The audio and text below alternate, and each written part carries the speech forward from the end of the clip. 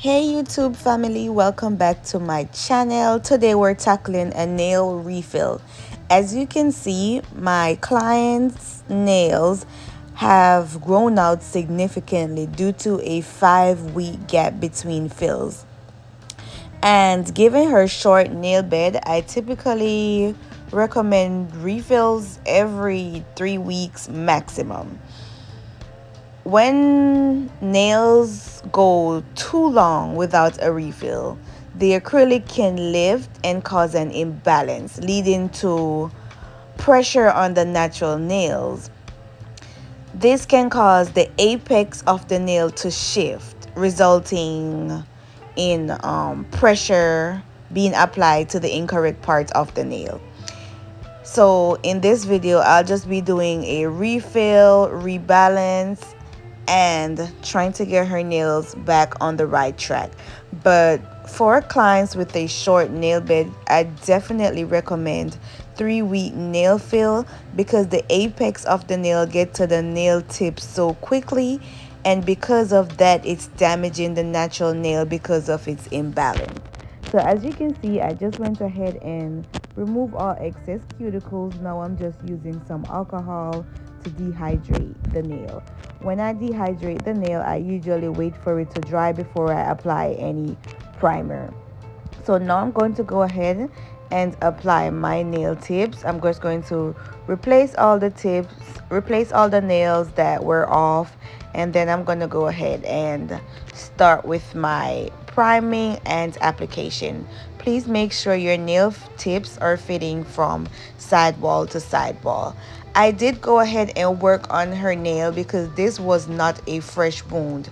This nail been off, like she told me, it's been off for like a week and a half, so it's properly healed. It's nothing fresh. So I'm just gonna go ahead now and apply my nail glue to the free edge of the nail. Do not apply the tip all the way halfway through the nail. You want to make sure you leave enough nail bed to apply your acrylic. When you do this, the acrylic is going to adhere better to the natural nails. Now I'm just gonna go ahead and cut the tips to measure up to the length of the other nails. So the pinky finger, we're going to do these shorter because the pinky nail bed, they are way shorter than the other ones, and she's always banging them and breaking them. So we do the pinky finger shorter, and then I'm just going to cut the other fingers accordingly. After that, I'm going to blend the nail tips. When I blend the nail tips, my acrylic application has a smoother transition, especially if you're working with clear acrylic or you're doing an ombre design. You want to blend the nail tip because you don't want to get to the end and you feel like you could see that line where you glued the tip. Now I'm just going to go ahead and apply my primer to my dehydrated nail. Then my first bead, I'm going to apply that right where the tip and the natural nail meets. When I apply my acrylic, I give it gentle taps. That's encouraging it to move towards the free edge of the nail. When applying acrylic, take your time to ensure smooth, even layer. This extra attention to detail might seem minor, but can save you significant amounts of time in the long run. You're going to spend time shaping, and you're going to spend time filing and trying to correct any type of imperfections. So try to master your acrylic application. This way your process moves faster. And also make sure that you're building your apex, because when you build your apex, this is where the strength comes from. So the apex is just after the cuticle, that midsection of the nail. That's where the support comes from. So if your client hit their nails or anything, they will have that support from the apex. That's why you always see people make that rise in the nail, because they want, whenever their client hit their nail, the nail is going to have its strength. The shorter the nails, of course, the apex doesn't have to be as high. But when the nails get longer, you have to you have to, when the nails get longer, you have to do a higher apex or a bigger apex because it needs more support. So when I set my acrylic down, I do not use the tip of my brush. I use the back of my brush and I stroke the acrylic from the back of the nail, because when I do this, it gives me a smoother look. So instead of using the tip of the nail, tip of the acrylic brush, and making holes and ditches in the nail, what you're supposed to do is you give the acrylic like a backstroke, because that way the acrylic, the transition is going to be smoother. As for the cuticle bead, you want to apply just away from the cuticle and gently tuck it back in the cuticle area. You never want your cuticle bead to be too dry or too wet, because if your cuticle bead is too dry, this can cause lifting, and when you're filing, you can see that the acrylic is chipping away, and this is going to cause lifting again. So you want to make sure that your cuticle bead is never too dry. And like I said before, that bead that I placed just now, that's just because I want more strength in the nail. That's why I placed that bead in the apex area, and then I'm going to just blend it because she hits her nail a lot and I don't want it to break. And like I said, especially if the nails, they're longer, you want to make sure you have that going on for you. If you haven't subscribed to my channel as yet, please go ahead and do so right now. So when you place your acrylic down, you want to make sure that you blend your acrylic before it starts to dry. Do not wait until the acrylic starts setting up too much before you blend it, because the transition is going to be, you can see the lines. So if you want a smooth transition, try to blend your acrylic before it dries. And wherever you see that you need to come in and place extra acrylic for the structure of your nails to look right, look at your nail from the side, see where it's missing acrylic, and make sure you go ahead and fill that in. I'm just going to let you finish watching the rest of the acrylic application, and then I'll be back with the shaping. Don't pay attention to how it looks right now, because when we get to filing and all that good stuff, it is going to come together so nice. And my thing also, okay, I'm not going to leave. Listen to this part. When I'm doing fills, I do not waste time pre-shape. I know a lot of people, they like to pre-shape, but as for me, I used to pre-shape when I was a beginner. But I only pre-shape if I'm going to make a drastic change to the nail. Like for example, if I am going to change the shape from square to coffin, I pre-shape that, because that's going to be a lot of filing to add the acrylic, and then now I have to shape that in the end after application. So if I'm going to make a change to the nail, that's when I pre-shape. Like I said earlier, if I'm going to do a shape change, I pre-shape, because then I have to apply according to the shape. So that's when I pre-shape before I apply. Like I said, I used to pre-shape before, but it takes up so much time, and I feel like it's a waste of step that I end up repeat when it's time, when after the application, when it's time for me to shape again. So once the nail looks like it's in its right position, good enough for me to start working, I'll go ahead, apply my primer, and I go straight to working. I do not pre-shape. And the only other time that I pre-shape also is, let's say if the nail is completely out of shape, like they take too long to come back for a fill and everything is just looking super crazy, that's when I pre-shape. But honestly speaking, 90% of the times I do not pre-shape. So now I'm using my 100 grit file to shape the nail, and I'm making sure that I hold my file extremely straight. And when you hold your file, you don't want to tilt the file too much at the free edge, because you're going to shift the shape of the nail at the tip. Also, it depends on what shape you're going for. Are you going for a tapered square look? Are you going for a super square? For this set, I would say this is more on the tapered square side of shaping, because I feel like square is a tad bit wider. but she usually get tapered square. And then when I'm doing my free edge, I like to go up and down. You always want to make sure that you're applying pressure when you're shaping the nail. You cannot be shaping and you're hardly even stroking. There's no pressure. If you want to shape that nail nice and crisp, you got to put your back in the shaping. Put your back, you got to apply pressure to the nail because you're going to be there all day shaping, shaping, shaping, and you're not getting that crispy look that you want. So if you want to shape the nail right, put some pressure on the file. And now I'm just going to come in, drill using my panna drill bit. This is the medium bit. Starting from my cuticle, I'm going to go from the right to the left, making sure I pay attention to the cuticle area and the side walls, because this is where lifting starts. And then I'm just going to use my drill bit and go over the surface of the entire nail. When I'm going over the surface of the nail, I make sure that I hold my drill bit extremely flat. This way it connects to the acrylic and it gets everything even. Again, going from the right to the left, from the side wall to the cuticle, and then the opposite side wall, the other side wall.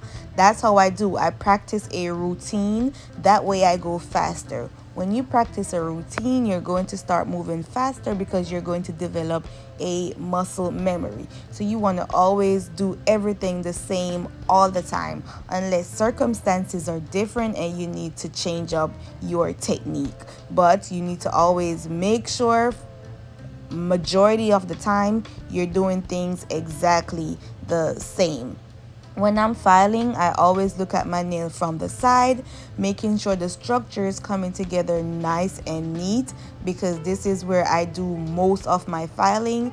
I never or hardly come back with a hand file and do extra shaping. So I spend most of my time on this part of the filing to get my nails nice and smooth. And then if I see touch up needs to be done in the end, I'll do it, but I do not do a lot of hand filing at all. So I'm going to make sure my free edge is nice and straight and crispy, just like how my client like it. And if there's anything on the side hanging down, I'm going to also use my drill bit and do that. I mostly use my drill bit for this part, especially if my client is wearing curved nails, because with the curved nails, to come in with the hand file, you can take away the effect of the curve if you use the file. So I try to use my drill when I'm doing curved nail. That way I keep the curve, because the hand file can tend to shift the curve or take it away. So I always use the drill to get rid of all that excess hanging nail. And like I said, get the tip of my nail nice and sharp. Some clients, they like that U look, and some clients, they hate it. Sometimes I find myself asking clients, do you want me to put the U shape at the tip, or you want it straight? Some of them say make it straight. Some of them love the U. And before, I used to find that I'm giving everybody the U and not all of them like it. So if I don't know the client, I'll ask them, because that joker is it's sharp when it's like that. So it depends. I'll ask my client, depends on how I feel. I'll ask my client, the vibe that I'm getting. Sometimes I just work off a vibe too. Sometimes I could just tell, like, this client, okay, she wants the curve. I don't know. It's just my instinct. So like I said before, when you're drilling the surface of the nail, you see how my drill bit is connected throughout. You want to make sure the drill stays connected, so you want to keep the drill bit flat. I use my drill to go under the free edge, because this helps the shape to look extra crispy, and I love that look. Also, when you're drilling, you want to make sure that you keep your drill moving. That way you do not create friction. Your client nails start burning. So don't keep the drill in one spot for too long. Keep that drill moving. Looking at my nail from all angles from the side, making sure the structure is just how I want it to look. That side view is everything. You will see any bump, you will see where you need to make flatter, you will see where you need to make smoother. Trust me, that view right there, that's it. I love it. Sometimes when you look at the nail straight, you can't see the imperfections. But I promise you, once you set that nail off to the side and you just move your head to the side a little bit too, the opposite side, trust me, you're going to see the structure of the nail perfect. Perfect. I know a lot of people use sanding bands to do this part of the filing, but I've tried sanding bands before and I really hate it. I don't feel like it gets the job done. But that's just my personal preference. I see people use it and it seems to work for them. But as for me, I've tried it before and like I said, it doesn't work. So I do love this drill bit, and I'm sure you could find other drill bit that works. As for the safety bits though, some of the safety bits, they do not get in the cuticle as much as I would love them to because of that barrier that or that protection that they put on the tip of the bit. So because of that, that's kind of in the way of sealing the nail. You know what I'm saying? So what I would suggest is maybe come back in the end and use your sanding band or your cuticle bit. You know, some people, they have this cuticle bit that they use to do manicures. Maybe you should come back if you're using a safety bit. Try to come back with your cuticle bit or with your sanding band. And I do like the mini sanding bands over the regular sanding bands. So now I'm just going to come in, buff the nails. Off camera, I did use my hand file and kind of shape it up a little bit. I didn't notice that it wasn't recording. And this is what we're working with right now. Everything looks good from this angle. So if you feel like you might not get the shape right, you can always look at it from that angle. So since she wanted a nude base, what I did was I used this D&D cover color, and this is what I'm going to use to create her base. I gave this 2 coats and the 2 coats worked perfect. So what I'm going to do is after the polish, I'm just going to come in with the design. Make sure guys that you're subscribed to my channel. Help me to grow. Hit that like button, watch the video, and let's just get to the goal, the YouTube goal, because like I said, this year I'm on YouTube.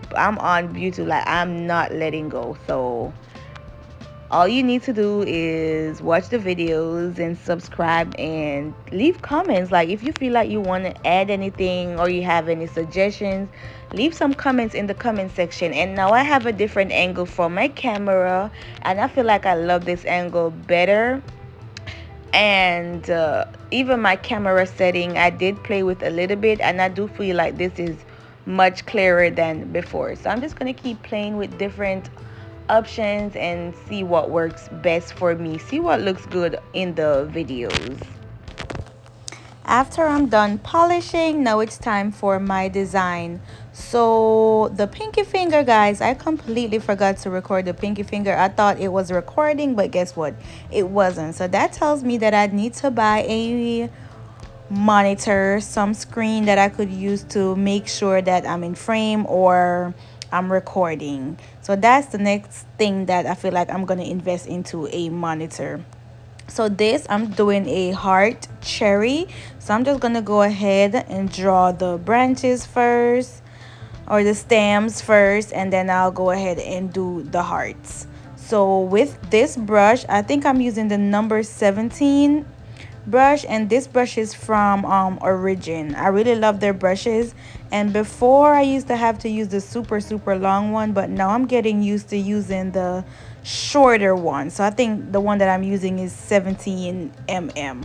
Yes, and I do love it, to be honest with you. Also with nail art, I noticed that if you use the tip of your art brush, the lines is going to be smaller and more detailed than if you go flat. So if I want to draw like really small lines, I keep the brush on the edge of the nail, on the tip. I keep the brush on the tip. I don't let it go too flat. So after I draw that, I'm just going to come in and draw the heart cherries. I think that's a heart cherry. I'm just gonna come in and do that. And to be honest with you guys, I'm not a nail art person at all. Usually whatever my clients bring, I'll just look at it and draw it. but I'm not the girly that's gonna always look forward to doing nail arts and stuff like that. I am, I don't know what kind of nail tech. I think I'm an all-rounder, but my type of nail to do is simple, cute, cheek, that type of vibe, like a clean set. You see how like now they have the one chrome on one nail, and then the 3D flower on another nail, the 3D with the clear putty thing, like that. Those are the type of nails that I feel like I like. I do like a nice clean mix match set. That's my vibe. I like simple. I do bling nails before. I do nail art. I'm not a bling nail girl, but when it comes, I do it, and I'm a slay it all the time. And same for nail art too. I do my thing on it as well. But I just feel like I'm that in between girl, just a little bit of bling and a little bit of art, not too much in details. But you know, when the clients come and they want what they want, I'll do it. Every nail tech is different. Some nail tech, they'll just be strict and be like, I don't do nail art, or I don't do bling, or I don't do French. Only if you need nail art, you got to come to me. And that's okay. Trust me, if you find something that you enjoy and you want to stick to that, you're going to find clients for that. I promise you. Because even sometimes I'm like, I wish I had just like stuck to clean, basic, full set type of vibe and keep it pushing, other than focusing on like designs and blings and trying to do everything. So sometimes I do feel like I should have stuck to what I really like. But it's good to be a all-rounder as well, can do everything, because that's going to, you're going to have different clients and maybe more bookings and stuff like that. But like I said, you don't even need that to have all those bookings. You can still have all those bookings just by sticking to what you love to do, and those people are going to find you. I promise you, there are more than enough people in your city that love a basic, clean, full set. So if you feel like you don't want to do nail art, you don't have to. And same for bling. If you feel like you don't want to, like, if I should choose something that I don't want to do, I feel like it would probably be bling. I don't know. I don't know if it's bling or nail art. Uh, mm, I don't know. But I do know I love a good little balance in between each. I don't know if I really like the cherries on the middle finger. What you guys think? You could be completely honest. I'm not sure. I do love them, but I just feel like I don't know, something. You guys have to just be honest in the comment section. So for the pointer finger, I really love this finger. I'm going to do a heart flame heart, whatever you want to call it. So first I'm going to draw the heart first, and then I'm just going to go ahead and do the flame part of it. I used to struggle to do flames, and now I'm getting so much better at on doing flame. I feel like flame and stars. Who else cannot draw a star? I hate to draw a star. I'm like, what about a star? I feel like it's because I'm the one that's looking at it. It just looks so weird. I don't know, like, why is it that I cannot draw a star? That's crazy. And I used to struggle with flames. So I'm like, it looks so easy, but why is it I cannot draw it? That's crazy. But I got way better at drawing flames, and I still hate to draw a star. Still hate it. And then on the thumbnail, I think I did a French on the thumb as well. And I don't know, for some reason I really enjoyed this Valentine season. I was in the mood to do all the Valentine nails. Maybe I would say like 50% of my clients. It was a half and half situation. Not all of my clients did Valentine's looks, but I must say the ones that did it, I did get a chance to create content off of it. So yeah, those who showed out showed out. And then on this pointer finger, guys, I wrote love, And I really think this was so, I thought this was so cute, so I went ahead and I put that in the video as well. So this is just the other hand. So she did flame on one hand, and then we wrote love on the other hand. Think that was so cute. So this is going to be the end of the video. Please make sure you guys subscribe to the channel like I said before, and let me know what you think about this set in the comment section. And also let me know what type of nail tech you are, if you love to do nail art, or you're a bling girl, or you just hate doing bling, or if you are a basic girly like me. See, I'll do anything like I said, but I'm just more like of a basic mix match girl. So let me know if you enjoy doing nail art or bling in the comment section. And I feel like it's so good to invest in good products, because guys, I'm enjoying using this brush a lot, and it makes my art game so much easier. So like I said before, the name of the brush is Origen, and I'm going to try to leave the link in the description box below.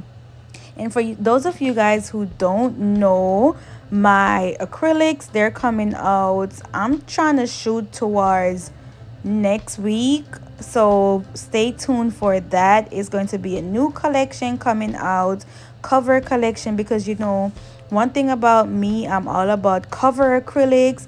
I love when I have a good selection of cover acrylics for my clients, because every clients, they have a different skin tone. So I feel like it's very frustrating when you go to a nail salon or a nail tech and you cannot find a nude that looks good on you. They have like 2 or 3 nudes that they use on everyone, and the nudes weren't even created considering different undertones and skin tones.